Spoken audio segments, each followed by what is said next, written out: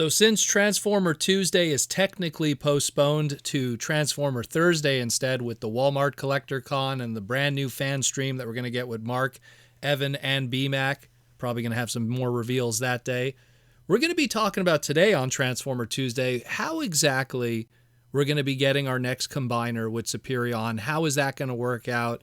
And the discussion that's going to be had with price pointing and everything like that. It's pretty clear, but I figured I'd cover it here today since we have a nice quiet day to talk about our future combiner that we will be collecting. So Transformers Generations Prime, we had the listings for 2025, and we got all our Aerialbots in those listings. What we do know, Air Raid, Fireflight, Skydive, and Slingshot, they're all going to be deluxes. They're going to be distributed through different waves throughout that year, so they won't all be dropped at one shot in one wave, which would be silly to put a whole bunch of jets all in one wave. That would have no diversity on the shelving. But the question is of course, what's going to be happening with that final member?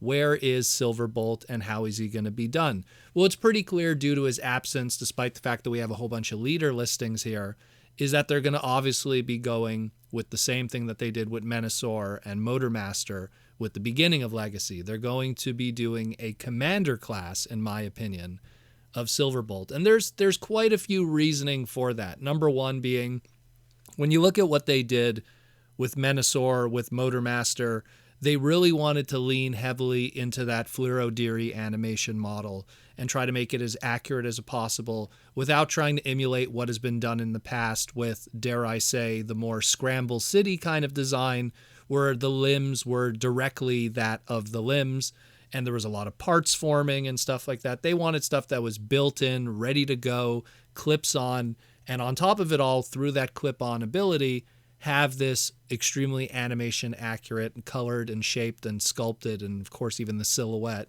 of the Fluoro-Deary design. And they pulled that off more or less with the Menasor. So to emulate that and continue that, I could see them doing that with taking Silverbolt, who historically up to this point, I mean, if you look at the Generation 1 toy, the Universe 2.0 toy that they got, even the Combiner Wars one, they never really got anything that even the Silverbolt alone matched the Fluoro-Deary animation model of Silverbolt. Yeah, okay, you can look at the United Warrior one, and they painted it really well, the Japanese one that was as close as we could probably get up to that point. But there still wasn't completely there. Combined with the fact that, let's be real, a Concorde STT jetliner jet, which is what Silverbolt is massive compared to his, F-22, F-15 brethren, the jets of the Air Raids, the Fireflights, the Skydives, and the Slingshots. So it would also work out in terms of scale if he was a commander class. It would give all that extra parts and pieces to really fold up and make something that looks like his robot mode. And then you have this gigantic jet mode. And combined with the fact that it could even do a base mode. We saw how it did a base mode with the Motormaster, how he also had a base mode going on with all those extra parts and pieces that make the combiner pieces. And that could be done here too, where Silverbolt historically with his original toy did have a base mode, some kind of, I guess we could call it makeshift runway for the characters.